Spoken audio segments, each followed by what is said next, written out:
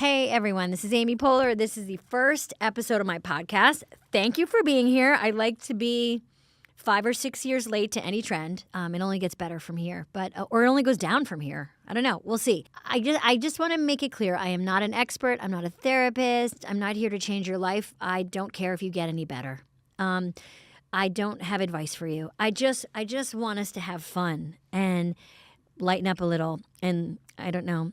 I want us to feel like there's there's a way to have laughs amid all of the craziness that is life. So if you're listening to this while you're working out or folding laundry, or maybe you're sitting in your car avoiding your kids, maybe you're listening to this, I don't know, in your in-laws' basement next to the Bowflex machine, and it's Christmas and you're questioning the choices you've made in life.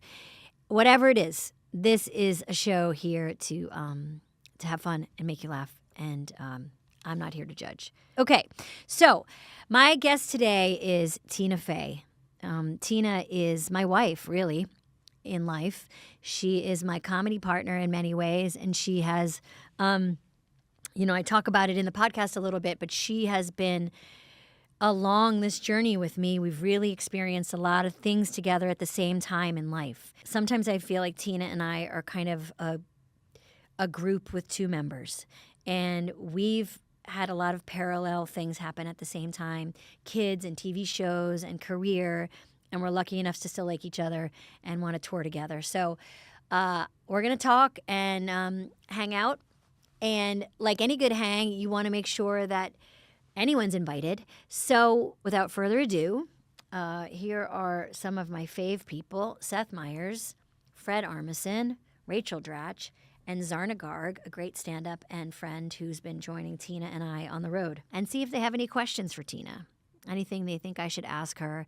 And honestly, I just want to check in and see if they think this is a good idea. This episode is presented by the Toyota Grand Highlander. Life's journey brings constant change, filled with exciting surprises, new chapters, and grand challenges. And the Toyota Grand Highlander is more than a vehicle. It's your partner in embracing all life throws at you. Blinked and the kids have grown up? The third row can fit 3 adults. From daily routines to life-changing adventures, the Toyota Grand Highlander is up for every grand challenge. Learn more at toyota.com/Grand Highlander. Toyota, let's go places. What do you say? All I ever wanted was a really good hang. Wait, Dratch's Zoom is in the dark. Dratch is in a haunted New England attic. There you go. Okay, It's very Dratch to join and then carry her laptop into every room in her home. I'm planting it now. Okay. Dratch I'm is putting so her headphones on excited. in a way. There's a 30% chance she strangles herself. I know. This is a very typical Dratch entry. Dratch's headphones look like, you know when you were trying to untangle Christmas lights? Yeah, I didn't even know this kind of cord could tangle like that. I'm holding up everything. No, this is what Amy wanted. Just the sound of untangling headphones is great for like a first podcast and stuff. Okay. All right. Ready to rock. Maybe I should reintroduce everybody since we're all on mic here. Zarna Garg, Seth Meyers, Fred Armisen, Rachel Dratch. Welcome to Good Hang. Thank you for being. It's great to be here. It's been a great hang so far. It's an I mean, honor. everything that's happened before the intro has been great. I mean, it feels like it's been real smooth. And you That's can hear on this, me. You That's can hear on this me. microphone okay? Does this sound all right? Check. Can we just go down the line and have everyone clap? We really need you guys to clap. Oh, I didn't hear Zarna. Okay. We really need to get this clap right, guys. Okay, Seth. It's not picking up. I don't. Sorry.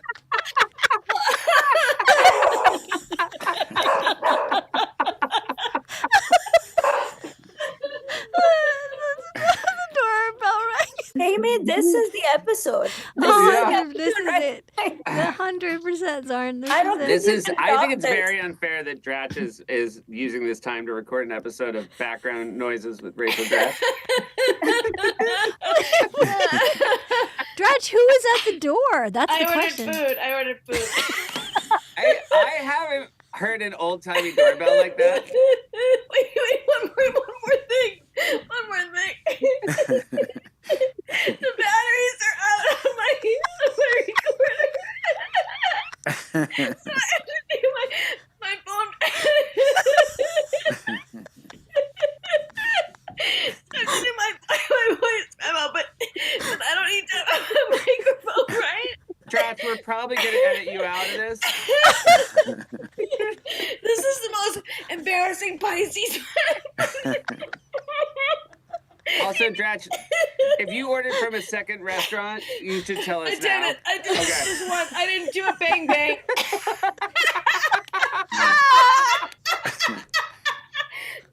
Okay. Well, Okay. already it's been a good hang. Okay. I'm ready.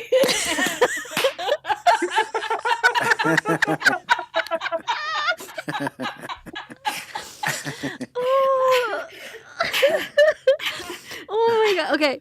So my first guess is Tina. Mhm. Tina Fey. And you all know Tina really well. So I guess my question to you is, what would you want to hear her talk about on this podcast or any podcast? She doesn't do a lot of them. Her dad was really good at caricatures. Mm-hmm.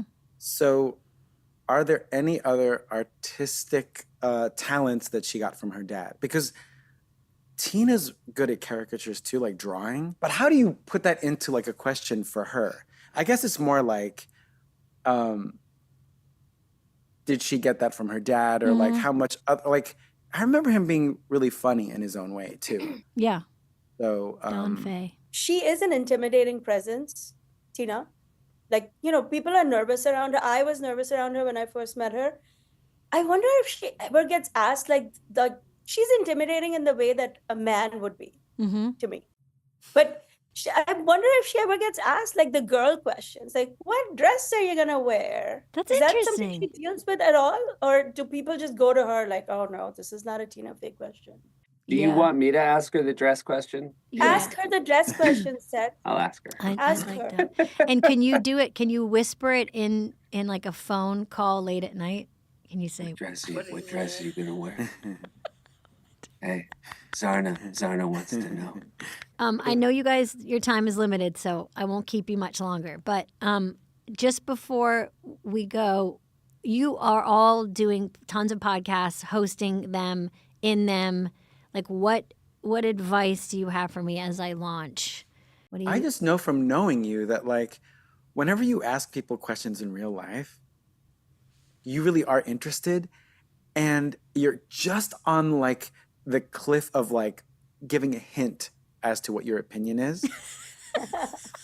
Just not too much, but just enough so it's really it just draws you in. So there's no advice. I'm just like, every time you ask me a question, I'm like, ooh, I think Amy's really asking me a question. Is it? That sounds kind of leading the witness a little bit. No. It's more like this is going to be a fun conversation. So, for example, this is not a real thing, but you'd be like, so you really like landing in London? Like, that's a good airport to land in, right? And I'm like, oh, this is about to be a conversation about what you I also don't like about it. think you're very good at not letting. Sometimes you help turn people away from the negative narrative that they might want to lay out to you. So you're a really good friend, and that you listen. And I think you can tell when people just need to like unburden themselves with something. But I feel like more than maybe anyone else I know, you're very good at saying, "Can I invite you to look at this a different way?" That May maybe I offer is you some feedback? not even feedback. It's more like it's not like this is how you should, but like you're telling me something and I see how you're seeing it. But like, can I just ask you to maybe see it this way, where you won't be as hard on yourself and you won't be as sad about it? I don't know. I feel like you've always been very good that way. Thanks. But you have like a regular voice that you you're not using right now. Do you want to do your real voice? Oh like yeah, in I'll do my person? real voice. Okay. Hey guys. That, Oh, it was so hard to do my other voice. that's It the hurts, lame- right? Yeah, it It's just, like, hurts. painful. It Yeah. hurts. Anyway, it's so great that you guys are doing this today. I love you, and I have to go. I'm so Yeah, sorry. go. I love you. Thank you for doing this, Seth. I have to go too. Actually. Everyone's got to go. It means the world that you guys did this. Thank you for letting me start. This is like the ground floor. Thanks for being there for me with this and so many other things. I can't wait to see you all in person very soon. I really love you guys. Thanks so much for doing it. Love you. Love Thank you all. you. Okay, bye guys. Bye. Thank you. This episode is brought to you by Uber Eats. Uber Eats is delivering game day deals because you can't watch 8 hours of basketball a day on an empty stomach. I love to watch TV on my couch and then never get back up. And so once I'm down, it's hard to stand. And I definitely don't want to drive and get food. So Uber Eats delivers my food to me, and then I shuffle over to my door in my pajamas and I grab the food. So whatever you're craving, Uber Eats has deals on all your game day favorites. You never have to miss a single buzzer beater. Get game day deals on all your favorites only on Uber Eats. Order now. All right, we're going to officially start. And begin. And we need everyone to clap. Personality on. It's not working. We just need a clap. We need you to clap and Okay. then count backwards from 10. 10. 10.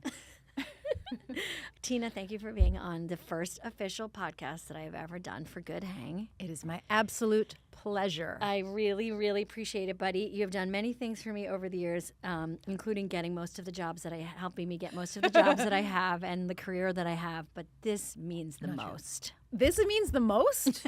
Okay, great.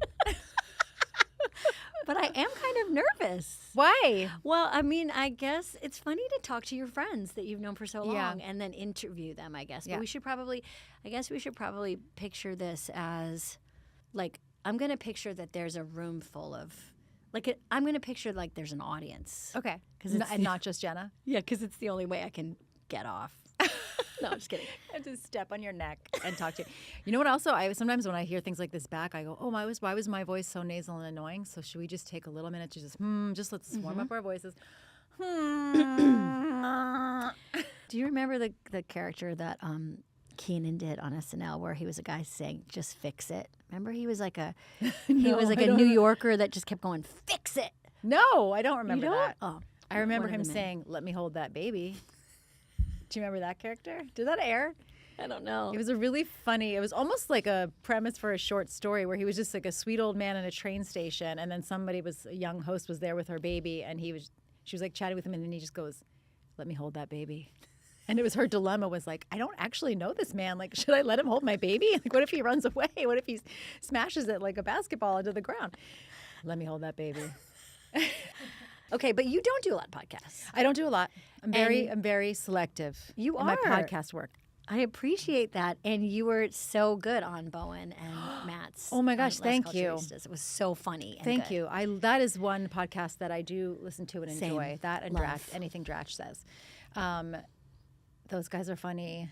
But I felt a lot of pressure. I went in there knowing like you have to do that 1 minute thing at the end, and I Well, you nailed something I think about a lot, and I fall short of it constantly. But a million years ago, I was a writer still at SNL, and I remember Steve Martin came to do something on the show. He wasn't hosting, but he came to the show, and he had just been on Letterman the night before, and I said, "Oh, hi, how you doing?" I said, "Oh my gosh, you were so funny on Letterman last night," and he just very matter-of-factly said, "Oh well, you have to kill every time." And that has haunted me every day since. And he's right. And it's like, oh, right. Like if you're a beautiful actress from, I don't know, like Melrose Place, no, just whatever. Like you're just a beautiful actress. You can go on and be like, I went to the store once. But if you're a comedy person, you have to kill every time? Yeah. Oh, God. Have you ever?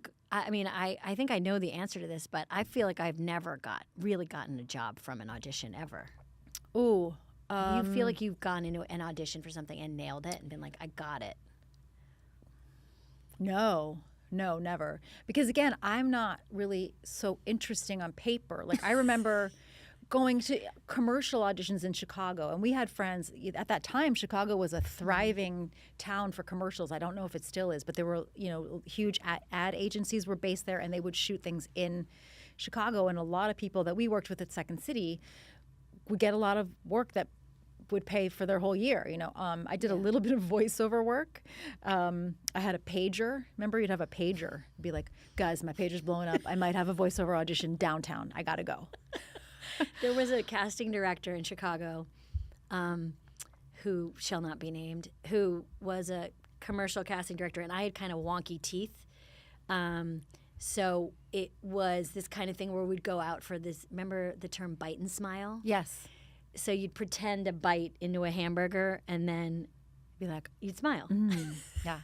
Yeah, and it could change your life if you got a. You could pay for like 3 years of your low rent. Yeah. And I knew right away that with my teeth, I was never going to get a bite and smile. Like there was no way a brand would be associated with my teeth. And this casting director, just to get to know people, would ask them, what's your most embarrassing moment? Yes. And I had a full, I got probably nervous in that moment, but I was like, no, thank you. I didn't want to tell her my most embarrassing moment. Because by the way, that's insane. Like that's a tiny micro version of when we try to explain the 90s to younger people of like how so many things, if you're like, oh, that lady would literally be fired and tried in front of a jury for asking you that in the workplace. I had a bite and smile type thing where it was a McDonald's audition. And everything always was like, okay, so take 2 trains and a thing and get way out to wherever this audition is, and then you get there and it was for some new kind of happy or drive-through meal, whatever. And I went all the way to the thing, and I got there, and I realized as we were going into the session, like, oh, this commercial is for a person pulling into a drive-through. And I have this, scar on the left side of my face that's way faded now, but it was much more prominent then. I was like, similar to the teeth thing, I was like, guess who's not going to book this pulling up to the drive-through with my short hair with the perm on top and a big scar. And so I just remember in the thing just being able like pulling into in the chair, like scooting like I'm in the drive-through, being like, I'll have the fish fillet meal and my scar will have an orange soda, and then just leaving. You were like, you're not going to reject me. I'm going to reject you. Reject you. It's like, what are we doing here? Oh, I traveled 45 minutes each way. I mean, we talk about work a lot when we're together. I think we work together really well. What is your relationship to work, and has it changed? I think it has changed. I am a work-based person. Like that's, if I were an animal, I would be like a carriage horse, I think. Just like, they say like, oh no, some kinds of dogs, like, no, they want to work or they'll go insane. So I am that kind of animal, I think. But I have just recently, really recently found that I have, because I went through such a stretch for so many decades where it was like you go to work for 12 to 13 hours and then you come home and you try to be with your family till they go to sleep, and then you're like, then you got to do your homework. And I've only in the last year or two had windows of time where like I don't have homework tonight. I can just be a person in this world and maybe like watch a program. Do you feel like you can actually enjoy it in that moment? I can, although it's still, I think any other writer would say this too, that the closest I can get to joy and peace is like the 36 hours after I've turned something in. Because that's the only time when you're like, I did it. I don't have any homework, but I'm still a very good carriage horse because I did my work. Yes. And then after like 36 hours, it creeps back in of like, okay, I'm going to get notes back, or I should go skip ahead to the next thing. I will say, though, I did go back to work this fall on a set for the first time in a long time. And it was actually, and I worked hard to build it to be a really healthy set and really like humane hours. And it was nice to be among other humans and making something. I also was extremely purposeful about bringing together people who I believed were good people who would not make any trouble for me. Yes. And it really made a difference. I feel like that's success. Right. Success That's a luxury.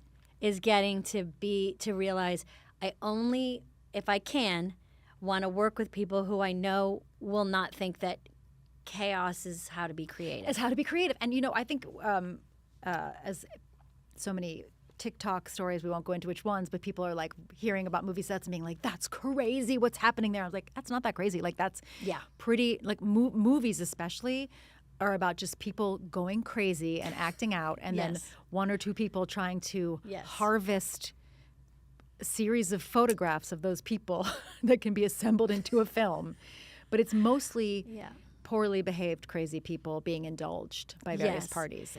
And we have seen and worked at places, and this is no, big scoop. Like SNL is one of them, where people come in with their system of how they like to work, and they're like, people when they're nervous or insecure are often not at their best, and the way they act is wild because they're nervous or insecure. Yeah, insecurity makes people behave wildly.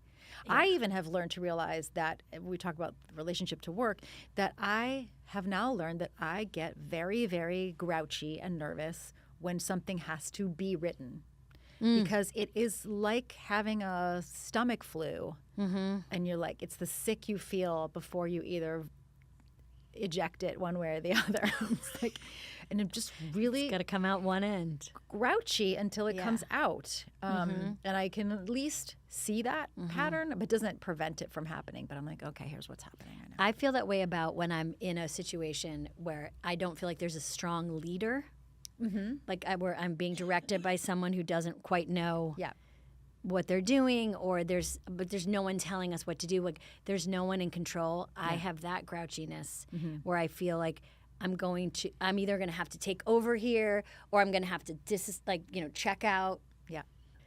And I've been in a couple projects where like week one, I'm like, oh no, like we don't have a captain. Like this ship is going down, and you can see months ahead. Yep. How do you? Yeah, I don't. How do you? You just kind of. I guess you just watch funny videos in your trailer. Yeah, I think the one way is you shut down. And the other way is you try to clumsily take over and make people uncomfortable. Yeah, those are the only two. Those are the only two options. They really are. I know. But like, hold on, I'm gonna take a lip balm break. Do it up. Because my lips are dry. This is brought to you by Lip Balm. The concept of lip balm. The Lip Balm Foundation, promoting all lip balms everywhere. I guess this is friendship. Is letting your friend use their. I know about this because I have a middle schooler. I love Laneige. I'm gonna. The question is like, how well do you have to know someone to let I'm stick not their finger in I'm your not lip shy balm? to do that. Okay, you don't want to? I don't want to. Interesting. Well, I'll think about that all day. The fact that you didn't put your I'm afraid I will wipe off what little color is left. But you're not a germaphobe. I'm not a germaphobe, and I think it's a real unattractive quality in someone else when they're like a germaphobe. Especially in a man. In a man, it is such a disgusting deal breaker. Like a man who's worried about, like, I don't shake hands. It's like, you're a man. Shake hands and then go wash your hands, you freak. Yeah, you're the one with poop on your hands. You're the one. Like, who said anything about poop on their hands until you did? I don't know. But we know a couple of people that are germaphobes. We have to watch out. That's the thing we have to watch out for in our 50s, is the thing that was like our cute eccentricity becomes our genuine mental illness. Yeah. The thing that's like, you know how they don't like to drive? Yeah. Well, I got my license had expired, and during the pandemic, you were like, it was before the pandemic. You were like, you got to get your license back. To me, you were like, you can't be one of those older ladies that doesn't drive. And I'm like, you're right.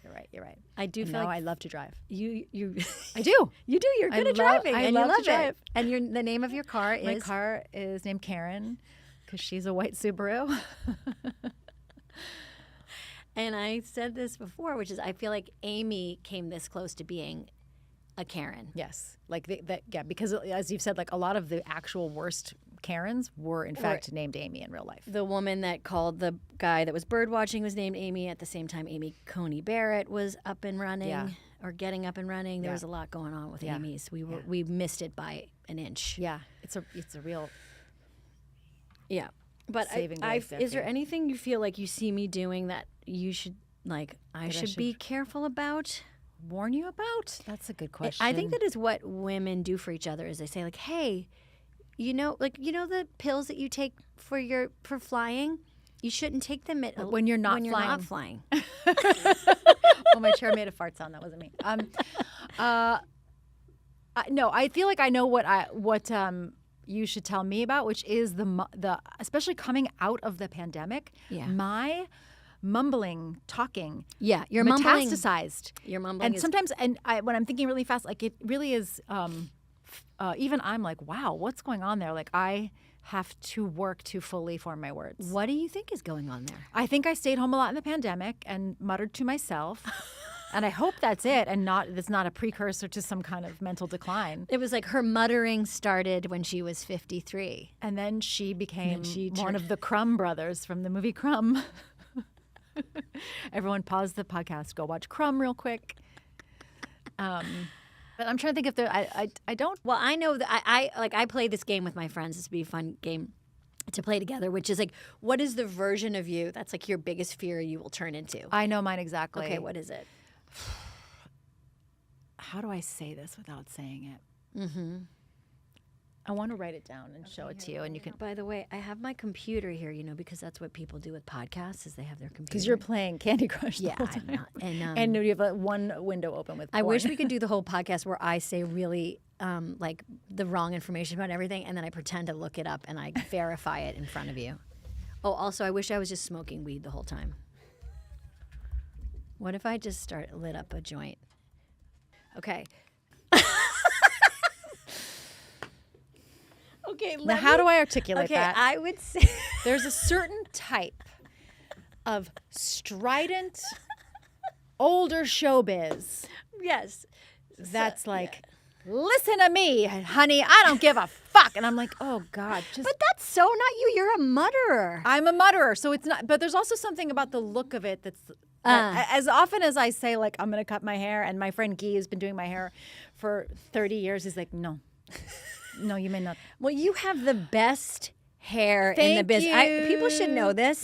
This is Grandma all a hair campaign. This is all Tina's hair. This is all my hair. Thank you. And much like skinny people who are mad about Ozempic, in the early 2000s, when all these bitches started wearing tracks, I was like, what? You could just have what I have? This is all I have.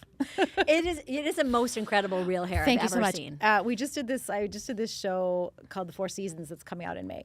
And there's a scene, it's based on this old movie with Alan Alda and Carol Burnett. And there's a scene in the old movie where Carol Burnett is very angrily brushing her short hair, which is it's like the most 1981 thing ever. Like, first of all, we know, like, you don't vigorously brush short hair. It's going to look terrible.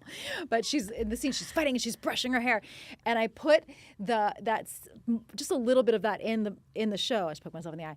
And I kept saying, Coleman Domingo was directing that episode. And I kept saying, like, Coleman, I'll tell you what, a lot of these movie stars, they can act better than me, but they can't brush their hair on camera because they're all wearing fucking wigs. And they're all wearing, and so I was like insisted in the edit that couple shots of me brushing my hair stayed in, and then I went to the mix and I was like, oh, did you turn down the sound of my hair brushing? Turn it back up.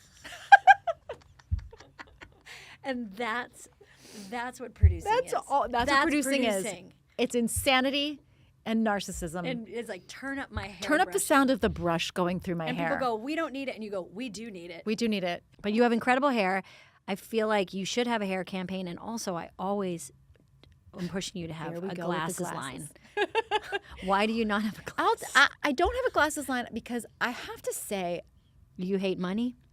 I do kind of hate money. As we know, I'm terrible with money, only in that I'm like, you are not terrible. No, I'm not terrible. I don't waste money, but I don't get excited about money. If I'm safe and I have enough money to live, I have a problem with rich people having a side hustle. Yeah. You mean like a podcast or something? No, this is you're doing work. I'm saying if you sold like, where would my line be for you? Where would I draw the line? Yeah, I know what you mean. Like if I had a rosé. You know what I mean? If you already have like $200 million and you're like, also I need you to But Tina, this is where you have to learn from Gen Z. I'm sorry, and we have to. They don't care. They don't judge it. They don't judge it. I judge it. Well, you should stop because this is the thing now. You have to have 1 million. You have to have glasses. Yeah. Well, I have my line of children's medications.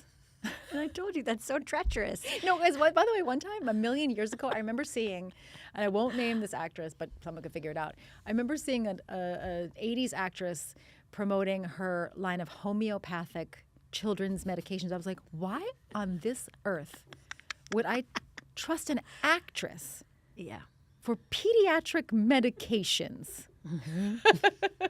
To give to my child. Yeah. You're saying you worry about turning into a woman as you get older, that is like a strident, opinionated, here's how it works, babe, Right. kind of person. Yeah, and just fighting everybody. Yeah. And just Because I just think as an exercise, it's fun to think about our personalities, like what the thing that like got us here, that are here sitting in front, like you and I are lucky enough to have a lot of years behind us, hopefully more years in front of us in working, getting to try all this different stuff. We're at a point in our lives where we're like in this juicy middle where we have either parents who have passed away or aging parents. We have kids who are like coming into their own. We're right in the middle of life. Let's be honest, we're more 2/3 than middle, but we like to say we're middle. Although I'm going to live to 100. God forbid. Wait, you don't want to live to 100? No. Unless there's some amazing. There will be. Okay, we'll see. Like new lungs, there'll be a whole thing. Oh, money only can fix your 80s and 90s so much. That is the thing. We've traveled on. We've hung around a lot of wealthy older people, and the thing that they cannot get over is that they're going to die. Yeah, like that's the thing they They're can't like, believe. but who's your guy? Who do I call? Yeah, yeah, and it's like no one. You call God. Yeah, you call him on the phone and say. Yeah, but sorry, and he says, "Welcome to hell." He says, "Welcome." And to God says, "Welcome to hell." Okay. But do you want to talk about Four Seasons for a second, by the way? Because it is coming out, and Coleman Domingo is a prince on this earth. Oof. An angel on this earth. God. So talented, so beautiful. Gorgeous. Inside and out, like a beautiful human being. Yes, so we're doing this show, The Four Seasons, on Netflix. I'm very excited about it. It is based on this 1981 movie that was written and directed by Alan Alda, another angel on this earth. Can I tell people that I said hello to Alan Alda at your house recently? Alan Alda came to my house. That was pretty cool. Alan and Arlene Alda. It was a real his lovely wife. Momentous occurrence. I mean, Alan Alda was huge in our lives. He remains huge, and he's such a big deal. Like you can't even imagine what a giant. Do you remember the Super Emmy? No. 1 year they gave out a Super Emmy. So it was like it was called a Super Emmy? It was called a Super Emmy, and he's the only person that ever got it because it was like they won like best show, best directing, best script, blah blah blah blah blah, and the Super Emmy goes to Alan Alda for Matt. And everyone was like, okay, that's enough of the Super Emmy.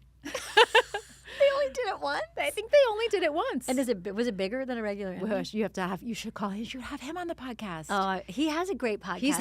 I have listened to his podcast. It's one of the few that have penetrated my fortress. That's what she said. I would love to talk about it because it was a truly joyous experience, top to bottom. Like one of the things I'm most proud about of this whole thing was that so many people, actors and crew, came up to me and were like, "This is the most pleasant job we've ever had." And it was, like I said, it was built as intentionally as possible to be all good souls. It's Coleman, a beautiful Italian actor named Marco Calvani, Steve Carell, Will Forte, Carrie Kinney-Silver, and Erica Henningsen. And it's basically that little ensemble is pretty much, that's it. Very few day players, very few guest stars. And so it was a really cozy environment, and it's a very, very gentle program that I am kind of just can't wait to see if people are interested in a good hang. It hopefully is the TV equivalent of a good hang, because it's just, there's some story, but there's no zombies, there's no mysteries. Great. That's exactly truly what we're trying to do here, because my nervous system, Cannot two take it. things. My nervous system cannot take it compared to the rest of the world. Yes.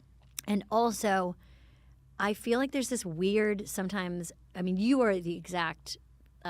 You're the example of not doing this. I think you like everything you make is hard jokes and hard comedy and always really, really funny. But a lot of times, women specifically are asked to like be like nurturing caretakers in spaces, like be teachers and when we were thinking about this podcast, it was like I all the guys get to just like goof around and have fun, and it'd be like straight comedy escapism, and our stuff has to be, I don't know, about menopause, which also is important. Yeah. This is, I mean, for the people who want 100 jokes per minute, this is a departure. These characters are funny, but it's all completely human scale. Ooh, I love so that. Again, we shall see. And I feel like it is just a little science experiment where people might be like, no. But we'll TV see. doesn't really, like, there's no TV anymore, right? It's all just like articles about TV. Like Right, TV it's itself isn't listicles. on. It's AI generated listicles. It's TikTok about TV shows that aren't on. So, what is the thing that you do? Where do you go to escape? What is like the video that you watch, the Yes. person that you watch? What is Okay. making you laugh? I have a couple things that I like to watch. One of the things I like to watch is, and again, I'm going to keep referencing TikTok. I am not a public account. Don't find me. Don't look for me. Don't at me. If anyone's pretending to be you, they're fake. It's fake, yeah. But I like to watch videos of people either doing or learning or trying to teach Beyonce's homecoming dance break. So either someone who can do it, or I love it when it's a person who you don't expect them to be able to do it, and then they do it. like they're holding like a laundry basket. Yeah, so they're just like, they're a mom in their laundry room, and then they do it. Yeah. I have tried to watch tutorials to try to do it. I'm not a great dancer, and I know that if I was given from now to the end of my life, I could not learn the first 16 counts of that dance. Yeah. But I love watching people do it. And then the other day, I was watching a whole bunch of people doing it, and it took me. One guy was like a really beautiful, ripped guy in like shorts, no shirt, doing it, and I was like, oh, this is a new layer of this. And then the algorithm was like, oh, you watch that, so you just want to see videos that are just like hashtag rugby build, and it was just like, Oh, yeah. guys with a rugby build, and I was like, I think I do want to watch this. Yeah, Paul Mescal started that. Like he's the ultimate famous rugby build. Okay. And then have you seen in rugby where they have to pick each other up with their wrestle each other? underwear? Like I don't know. they That wrestle- No, so in rugby, there's a move where the men to get the other one taller. You know, like to basically, it's almost like if you're hoisting somebody up. Yeah. They grab basically their shorts and So weird. underwear. So weird. And then that's how they get it up. And there's videos, and I'm not saying that my algorithm has necessarily taken up on this, but I have seen them enough to now I do get them, where men grab each other by the waist. It's very feminine. It's actually like, it almost looks like Balletic. yes, it looks like a lift. Yeah. But they grab each other and lift each other up, and then their penis, their dicks are right in the line of their face, but it's totally fine. It's just, I mean, it's fine either way. of course it is. I just mean it. Everyone's happy. There's no. Everyone's doing exactly what Yeah. they want to do, Yeah. and these are in slow motion. Yes. Yeah, I wasn't mad about that change in my algorithm. And okay, so another thing that I really do, the only other television program that truly brings me joy is my weekend local news in the morning. Wow. I love, and by the way, they know this, and they're probably like, "Stop talking about us. It's getting weird." Who are your I anchors? love NBC4, Pat Battle, Gus Rosendale. It is, I find, to be the most truly informative, nice program on the whole week. Here's what you get, Amy. You get your news. You get your national news briefly. You get your local news, mostly local, right? Okay. Then you get Produce Pete. I love Produce Pete. Nice old Italian man comes Yeah. out, tells you what's in season, what to make with it. Incredible. Then it used to be more frequently before the pandemic. Before the pandemic, he used to be in person. Bill's Books. Nice a gentleman named Bill tells you what he read, what he liked about it, what he recommends that you read. Before the pandemic, they also then used to sometimes be like, here are some animals that are up for adoption. I feel like that's gone away. But that's it. And then the weather and the traffic and Pat Battle and Gus, I believe they're friends. They have a wonderful rapport. You don't know what their deal is? I mean, I don't think they're more than friends, if that's what you're implying. I would never. But I feel like they like being coworkers. What a great Have name, I too, in Pat Battle. Pat Battle, have I... Listen, one time it was like a hurricane or something, a blizzard. Pat Battle went out in the street in her That's a hometown. big deal. She went out in where she lives in New Jersey, and she was helping people push their cars. That's cool. That is what America should be. Okay? It's Pat, it's Gus, it's Produce Pete, it's Bill's Books. We help our neighbors. That's the America I want to live in. If you've got Battle in the last name, you got to push Right? somebody's Listen, car. have I invited Pat Battle to events? 100%. Like too many times. Does she show up? Yes. We have a good time. Great. So you've met Pat Battle. I've met Pat Battle. And what was that like? Did sparks fly? I mean, she was like thought it was pretty funny that I keep bothering her and I'm obsessed with her. But Pat Battle's in an episode of 30 Rock. Oh, really? As herself? Yeah, we did one episode where Liz Lemon gets invited to like a women in media luncheon, and then of course like the gag is that they have a big screen and they can't figure out to get it to work, and then all women are all like, turn it on and off again.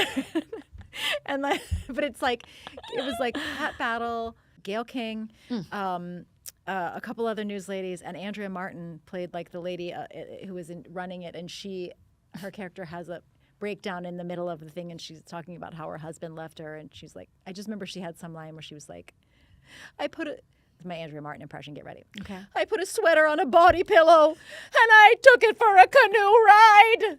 Like everyone, all the women lose their minds at the Women in Media luncheon. Tina, that makes total sense to me that is your like fun.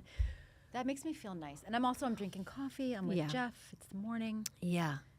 Everything hasn't gone to shit yet. And the then- the weekend plans are all possible. But the news the it's news is local. Listen, it's local. It's local. but even the locals. oh, everything's on fire. Yeah, but then it's also like there's a food festival on City Island. That And kind of Produce stuff. Pete's like, check out these artichokes. He's like, Betty's gonna make this squash pie called mutzagoots.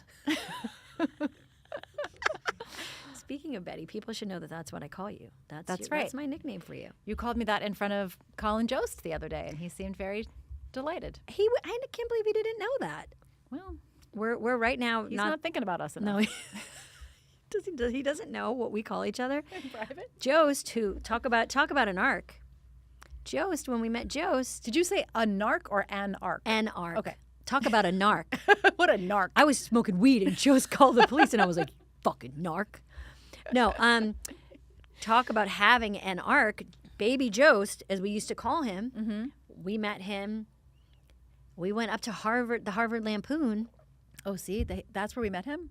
That's, I think, where I met him. Did you have meet better, him? I have a terrible memory. I remember I hated every minute being at the Harvard Lampoon. I Boy, hated me it. too. What a bunch of dorks. Maybe we should just tell the story. So the Harvard Lampoon invites you up and they kind of roast you. They invite you to come up, and then you go there, and then a bunch of like snivelly little worms, Yeah. like, by the way, like try to roast you, and they're not good at it. No, they're not good And at you're it. just But like, you "What's and I, happening?" many times over the years, many times I've had this moment where we've turned to each other and loved or hated something at the same time. And this was definitely an example where we both were like, we don't like this. And they make you go through this kind of initiation. And I mean, I wasn't in a sorority in college. No, me neither. And I don't get it. So, but Yeah. they made you go through a whole thing, and then they brought us into a big giant room, and they kind of roasted us. Yeah. And I think we had a lot of fun in how much we like did We not all engage didn't like it, yeah. and didn't like it. And but Baby Jost was there. He was a babe. Okay. I don't remember him. We didn't get a Jost roast, No, he was always a. but he went on Too to. smart for that. I don't remember any of the actual people that roasted us. I remember the face of one guy. And has he gone on to work in comedy? I don't believe he has. Yeah. I since then, you know why? Because you and I both have like blue collar. Yeah. I guess rage. What would you call it? Like, or at worst, chip on her shoulder. At yeah, best, like you're not maybe. better than me. Yeah. Yeah. I remember having 2 more Harvard experiences, and both involved what I felt like sniveling guys roasting me, because one was the hasty pudding, where you really do kind of, you know what you're getting into, and they kind of come out and roast you. Yeah, why isn't everyone just like, no, nerds, thanks, no thanks? Like, why doesn't anyone go? I don't know, but I really did my homework on that one, and I had really good jokes that I was proud of. Oh, that's good. And I really crushed them. And then I was asked to give like one of those speeches at Harvard, and one of the kids, I've gotten this more than once, and I hope this isn't awkward for me to say it in front of you, but definitely, like, people like to say, like, you're the poor man's Tina Fey. Oh, God. I know. And so, but this kid said it right before I went up, so I gave him the finger, which everyone was shocked about. And I don't know if it was the right. I mean, I did it, I guess. Yeah. But I go, fuck you. And again, I was like, you're on a dais, Amy. Like, this is. But then fuck Harvard. Yeah, fuck Harvard. Fuck Harvard. Yeah. I mean, those fucking assholes. But but thank you for inviting me. It was a real honor. Don't lose my number forever. Go fuck yourselves. Yeah, definitely is the kind of thing where, like, people go to award shows and they get mad that they're getting the award. It's like, if you really don't like it, don't go. Don't go. But I did go and was happy to give a speech. Okay. Lastly, just to kind of get started on this podcast, I had on Zoom, Dratch, Seth, and Fred and Zarna. Uh-huh. And they all got on a Zoom, and I said, I'm interviewing Tina. What should I ask her? Oh, my gosh. And it was great because everyone was very excited. And, of course, I just want you to know the most hilarious thing was Dratch could not get her laptop to turn on or her headphones to work. Not. And then while we were recording, the doorbell rang, and her dog started barking because she had ordered food. So there wasn't much content that we can use. So were there questions from that? But the one question, there were a couple questions, which is what makes you laugh. We went into that. What makes me laugh? We didn't really get into that. Yeah. We watched for comfort. The thing that made me laugh the hardest most recently was this clip of Bobby Moynihan they did these really great SNL documentaries, and it was a documentary about auditioning for SNL, and it was people, and you were in it, you were great in it, and they talk to people about the process of auditioning, and then they show them their audition back, and people get emotional. People, they've never seen it, or like, oh my gosh, this is from 50 years ago or whatever. And they made Bobby watch his audition back, and he's doing a character that's in his audition that's just beyond inappropriate. And he's watching it, and he's watching it, and he goes, oh no. And then he just goes, oh, Bobby. And the way he says, oh, Bobby, the way he calls himself by name is so gentle, and it made me laugh so hard. And I think it should be the TikTok sound that people play. Like, when you have to see a piece of comedy that you're like, okay, we realize now that that's not okay. You just show the content and just hear the voice of Bobby going, oh, Bobby. And that's how you apologize for problematic content in the past. You just put the oh, Bobby sound over it, and it means I see it. I'm sorry. Mm-hmm. Let's all move forward. I know better now. I know better now. I do better now. I'm an ally who makes mistakes. Oh, Bobby. Oh, Bobby. Oh, Bobby. That really made me laugh. I couldn't stop watching it.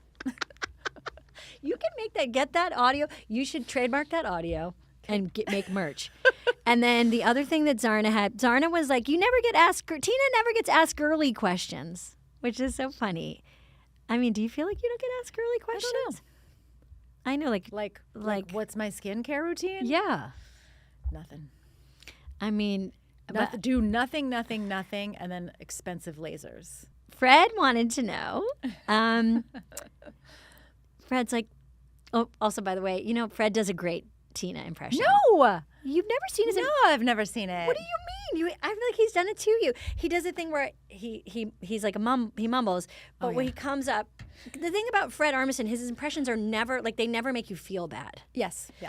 At least in my experience, like, they just feel like they're kind. Yeah. Which is hard to do. But he comes up with like a script. You've seen this. I don't know. The physicality. It's more physicality than anything else, where he comes up with a script and he goes, hey, buddy, just want to and you're giving a thought with the script, holding the script to your body, and you can't hear what you're saying. I'm like, what percentage Tina Belcher am I? Well, remember Shy 30%? Ronnie, Andy Shy Ronnie. Samberg's character on that? Maybe Yeah. he was a little Shy Ronnie. Yeah. Anyway, Fred wanted to know, last question, maybe we can talk about this before you go, is your dad, like, a really good artist? Yeah. Really good at caricatures. Do you have any of that artistic ability? I wish I had more. I think both my daughters have it. I do in the summer. I go to Fire Island in the summer, and I like to paint portraits in my free time, and they are terrible. And they're getting slightly better, but not at a rate that would impress. Like they're terrible. But I love, because it's the only thing I want to paint is I want to try to capture people's faces, people like that I love, and I should take some classes because of course the problem is I don't draw the head right, and then they come out like. Sometimes I kind of like how wonky they come out, but no. Of the 4 people in my immediate family, I am the least talented at art. My daughters are very talented. Jeff is very can draw and paint. But can I just quickly, my favorite, the story of when my dad, who loved coming up to visit SNL, it was like Fred's one of his first few shows, and my dad was coming up and visiting, and he was like standing in 8H while we were getting ready to rehearse Update at that like 5 o'clock time, and Fred was in a costume for some other sketch. He was in a tuxedo, and my dad had not met him yet, and he just came up to my dad and was in a tuxedo, and came up to my dad in character, just going, "This is Rainbow Room? I look for Rainbow Room." See, I can't tell the story because I shouldn't be doing this accent, but Fred, I guess, can do it. We'll get a robot to do it. Get a robot to do it. But it was so funny. And your dad was like, I don't loved it. Oh, he loved it. And he used to paint little portraits, little caricatures of Fred as like Ferricito, as Prince, and he would mail them to me, and I would give them to Fred. And I think Fred still has one, which is I think what made him think of that question. No way. He was Fred's biggest fan. Oh, Don Fay has great taste. Yeah, Like he was just a great smart artist. He was a artist, cool guy. really cool guy. And coming back around, if Fred has Don Fay originals, I have in my children's bedrooms, I have paintings done by Barbara Jost, Colin Jost's grandmother. That's awesome. That's So it's cool. back to Jost. If you are listening to this when it comes out, Tina and I are going to be on the road. Yes, look for us at a theatrical venue near you. We have a bunch of dates and all over the U.S., and it's been so fun, and we're going to have our buddies out there with us. Is it TinaAmy.com? TinaandAmy.com? You would think I would know. We would know. I think so. I think it is TinaandAmy.com. I think so. But go check it out. Check out our dates. Come see us, and hopefully we'll continue to work together for another 30 years. I hope so. Me too. Love you. I love you too. Thank you.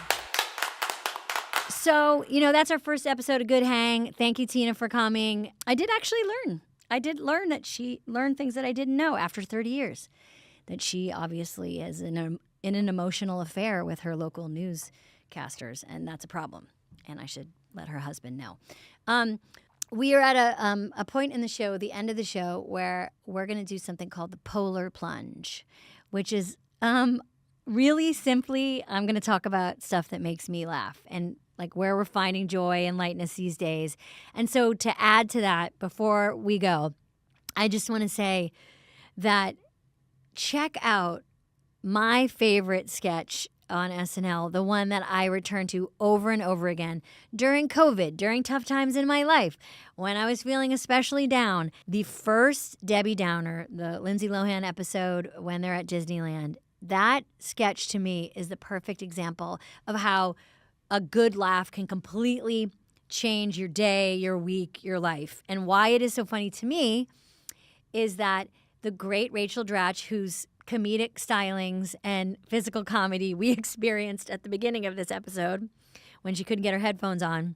When Rachel is trying to stick the landing and get those jokes out, and we know that it's going to be followed by the sound effect, and the audience has this moment where we're all in it together, that moment is still thrilling to watch. So do yourself a favor because, yes, Rachel cracks up, and when people crack up, it can be funny, or sometimes it can be annoying or whatever. And I grew up with Carol Burnett and loved watching the play that they all had and how they were all trying to kind of get each other to laugh. But what's so funny about Debbie Downer in that scene and why I truly watch it for a serotonin boost is because Rachel knows what's coming and she tries her best to keep a straight face. And that she's like bursting like a silent film star. And anyway, that's what's making me laugh today. You've been listening to Good Hang. The executive producers for this show are Bill Simmons, Jenna Weiss-Berman, and me, Amy Poehler. The show is produced by The Ringer and Paper Kite. For The Ringer, production by Jack Wilson, Kat Spillane, Kaya McMullen, and Alea Zanaris. For Paper Kite, production by Sam Green, Joel Lovell, and Jenna Weiss-Berman. Original music by Amy Miles.